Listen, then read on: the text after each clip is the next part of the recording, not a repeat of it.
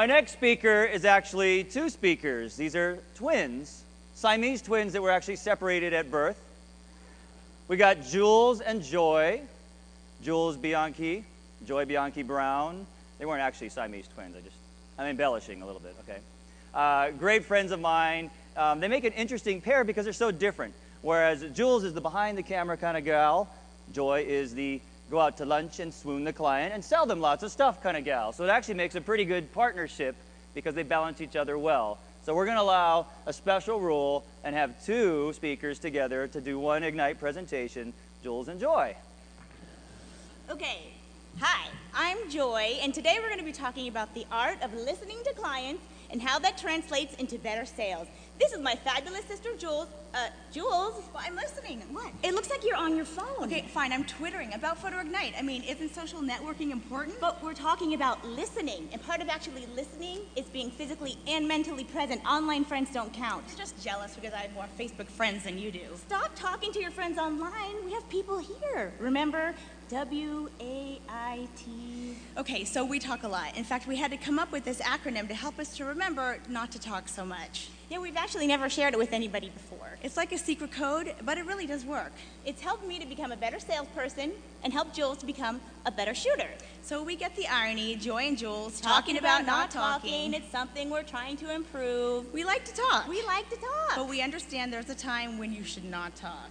So wait is sort of like our code that helps us not to talk so much. When you wait, you actually give yourself a chance to listen. And not just listen, but help other people feel heard. It's like having a conversation. Not just a presentation. And what you learn will actually help you become a better shooter, and then a better salesperson, and ultimately a better friend to your clients. So speaking of friends, we learned a valuable lesson from a friend in high school. We call it the Mike Aguiar effect. Popular or not, and we were not, he made everyone in the room feel special. He made you feel like you were the only person in the room. And that's how we want every one of our clients to feel. So if you just wait, you'll find out the most important thing is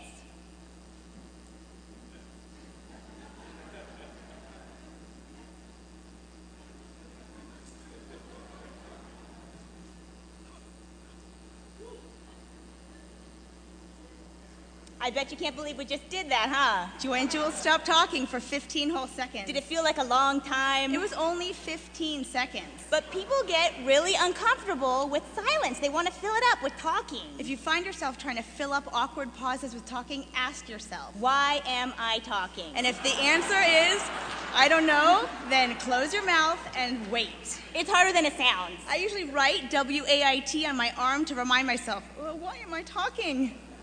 So we have some other tips to help us to wait. Take a deep breath to help you slow down. Ask open-ended questions and then don't interrupt when they answer. Make eye contact and smile. Just concentrate on your body language. Your silence actually shows that you respect their opinion. And just try to focus on what the other person is actually saying. And not what you're going to say next. I think as photographers, it's so important for us to listen to our clients' stories. If they feel like they can talk to you, then they'll feel like they can trust you. And they can't talk if you are. So what are some ways to get them to talking if they're not? Well, how do you listen if they're not talking? We like to ask these open-ended questions like, what do you like to do for fun as a family?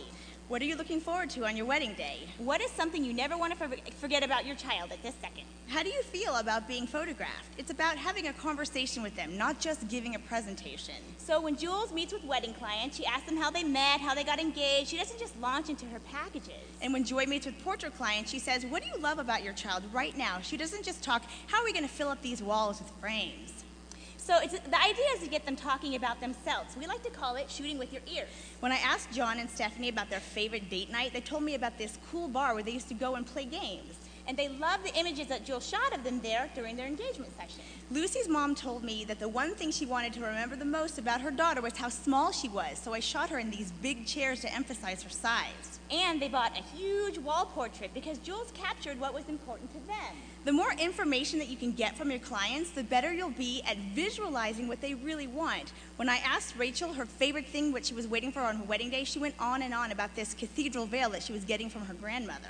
And the image that Jules got was an easy upsell for another full-page spread in the album. So now you have the images and it's time to sell them. And clients will actually tell you how to sell to them if you let them. You get them talking about what they like. You know, their sense of style. And they'll lead you. You'll know whether to offer gallery wraps or frames, maybe formal or casual. Maybe an album if there's not a lot of wall space at their house. So you need to close the sale, close your mouth. Clients need more than 15 seconds to think.